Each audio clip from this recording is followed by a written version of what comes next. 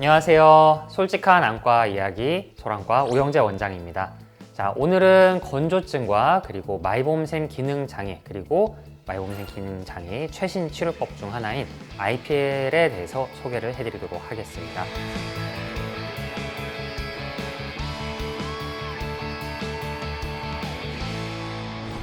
이 마이봄샘 기능장애라는 것은 우리 눈꺼풀 테두리에 위치한 마이봄샘이 막히거나 기능이 떨어져서 정상적인 눈 표면의 지질층 생성에 문제가 발생하는 질환을 얘기합니다. 이제 막 건조증으로 안과를 다니기 시작하신 분들은 아직 생소한 개념일 수 있어서 제가 조금 더 설명을 덧붙이자면, 우리 눈의 표면은 우리 피부와는 다르게 겉을 덮어주는 각질 세포층이 없습니다. 우리가 목욕탕을 가면은 때를 막 밀잖아요. 때는 이제 죽은 피부의 겉세포, 그러니까 상피세포가 죽어서 쌓이면서 피부를 보호해주는 껍질입니다. 하지만 눈에는 그런 죽은 세포층이 없는 대신에 투명한 각막이라는 층이 있고, 그리고 그 위를 눈물이 덮어주고 있습니다. 눈물이 눈을 부드럽게 해주고 각막이 다치지 않도록 보호해주는 역할을 합니다. 그런데 이 눈물에는 두 가지 문제가 있어요. 자, 이것도 피부랑 비교를 해보면 되는데, 우리가 얼굴이나 팔이 건조할 때 물을 뿌린다고 생각을 해봅시다. 자, 물을 팔에 들이부으면 물이 그냥 밑으로 흘러내려버리고요. 그리고 미스트 뿌려보신 분은 아시겠지만 뿌리면 금방 말라버립니다. 자, 눈도 마찬가지예요. 눈에 눈물만 있게 되면 물이 금방 밑으로 흘러내려버리거나 아니면 말라버리게 됩니다. 그러면 안구 건조증이 발생을 하게 됩니다. 그러면 어떻게 하면 좋을까요?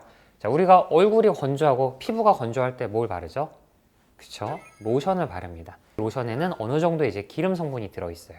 그런 성분들이 물이 마르지 않도록 우리 몸의 표면을 코팅을 해주는 역할을 합니다.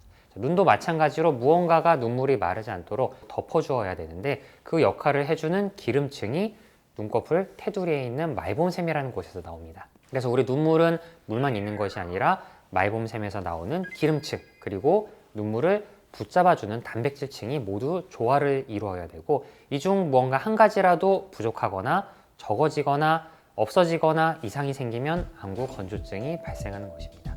그러면 이 마이봄샘, 이 기능이 떨어지고 혹은 제 역할을 해주지 못하면서 기름을 제대로 분비하지 못하는 것을 우리는 마이봄샘 기능 장애라고 부르면서, 눈물이 증발하는 것을 막지 못하기 때문에 결과적으로 눈물의 안정성이 떨어지고 눈 표면이 조금이라도 자극을 받아서 건조해지게 만드는 원인이 됩니다. 이런 눈물의 안정성이 떨어지게 되면 불편감, 이물감, 시력 저하까지 나타날 수가 있어요. 그 외에도 이제 여러 가지 증상이 있는데, 대부분의 분들이 느끼시는 게 눈이 뻑뻑하고 건조해요. 아니면 눈 주변이 무겁고 붓고 뭔가 테두리가 간지러워요. 아침에 눈을 떴는데 눈곱이 많이 끼고 눈이 붙어 있어서 뜨기가 힘들어요. 이렇게 말씀하시기도 하고, 그리고 괜찮다가 뭔가를 오래 보거나 하면은 흐려 보여요. 그리고 밖에 나가면 눈물이 줄줄 흘러요 라는 말씀을 하십니다. 이런 증상이 초기에는 굉장히 가볍게 시작돼요. 잠깐 증상이 있다가 없다가 할 수가 있지만, 치료를 미루게 되면 이 마이봄샘의 기능이 계속 떨어지고 지방 성분을 만드는 세포들 자체의 개수가 줄어들기 때문에 어느 순간이 지나버리면 치료를 해도 나아지지 않는 정도가 돼버릴 수가 있습니다. 그래서 조기에 진단하고 치료를 받으시는 것이 매우 중요합니다. 이런 마이봄샘 장애는 여러 가지 요인에 의해서 발생할 수가 있어요. 눈꺼풀 테두리에 이제 염증이 생기면서 발생하는데, 이런 염증은 대부분 이제 모낭충이라고 해서 피부에 사는 기생충에 의해서 주로 발생을 합니다. 그리고 두 번째로는 환경적인 요인인데, 너무 건조하거나 아니면 먼지가 많은 환경, 그리고 눈 주변에 자꾸 자극이 올 만한 환경은 마이봄샘 기능에 부정적인 영향을 미칠 수가 있습니다. 그리고 대부분은 이제 노화가 원인이라고 보시면 되는데, 노화와 호르몬 변화, 특히 중년 이후에 발생하는 호르몬 변화와 그로 인한 노화로 인해서 마이봄샘이 영향을 받고 기능이 저하될 수가 있습니다.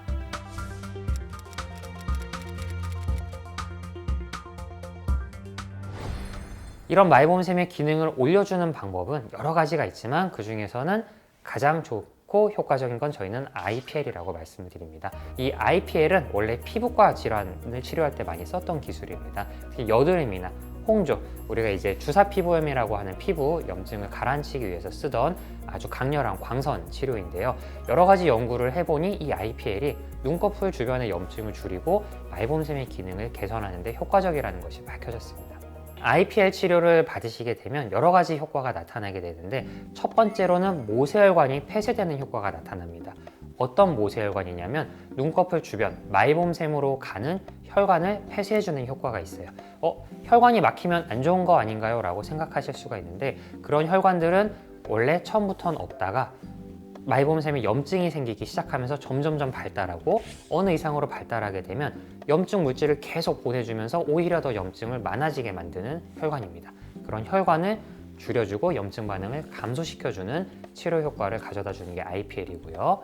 두 번째는 마이봄샘에서 나오는 분비물을 따뜻하게 데워줍니다. 안과에 가보시면 건조증을 줄이기 위해서 온찜질 하세요 라는 말씀을 들어보셨을 거예요. 이런 마이봄샘이 오래되고 굳은 기름으로 인해서 막히게 되면 새로운 기름이 바깥으로 나올 수가 없기 때문에 따뜻하게 해주어서 열을 가해서 얘를 녹여서 바깥으로 빼줘야 됩니다. IPL은 열이 어느 이상 발생하기 때문에 이 열로 인해서 분비물, 굳은 분비물이 녹아서 잘 흘러나오도록 만들어줍니다. 자, 그리고 세 번째는 데모덱스, 기생충, 모낭충의 개수를 감소시켜주는 역할을 합니다. IPL을 하면서 나오는 광선이 모낭충의 외골격에 손상을 주게 되면서 기생충의 개수와 부하를 줄여주는 역할을 합니다. 이런 치료는 한 번 치료로 바로 좋아지는 경우는 흔치는 않아요. 눈꺼풀 주변의 치료 과정은 한 2주 간격으로 4회 정도를 한 사이클로 해서 진행을 합니다. 그래서 한 사이클을 받으셨을 경우 한 80% 정도 분들이 증상이 개선되는 효과를 느낀다고 말씀을 하시고요. 그 한 사이클을 다 한 뒤에도 건조하고 뭔가 불편하다 하시는 분들은 2회나 3회의 사이클을 통해서 조금 더 많은 효과를 느끼실 수가 있습니다. 여러 가지 연구에서 이 IPL 치료의 효과에 대해서 보고를 하고 있는데요. 첫 번째로는 눈물층의 안정성이 개선되는 효과가 있습니다. 우리가 비침습적 눈물 깨짐 시간이라는 것을 잽니다. 눈물이 얼마나 빨리 마르는지 시간을 재게 되는데 그 시간이 2초에서 5초 정도로 눈물이 천천히 마르는 효과를 가져다 주고, 두 번째는 눈물의 삼투압, 농도가 높아질수록 건조증이 심해지는데 이런 IPL 치료를 통해서 눈물의 삼투압이 낮아지는 효과가 생깁니다. 그리고 당연한 얘기지만 지방 성분, 기름 성분이 좀 더 많이 눈 표면으로 덮여지면서 기름층이 늘어나는 효과를 가져다 줄 수가 있습니다.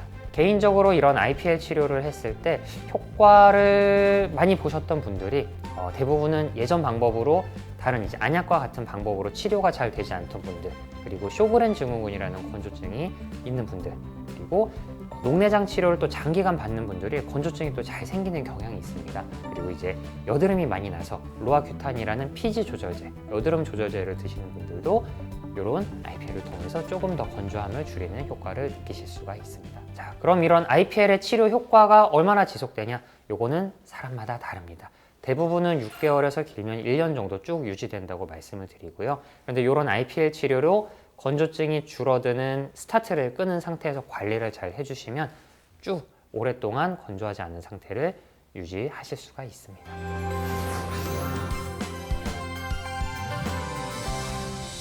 오늘은 마이봄샘 기능장애 치료, 건조증 치료인 IPL에 대해서 말씀을 드렸고요.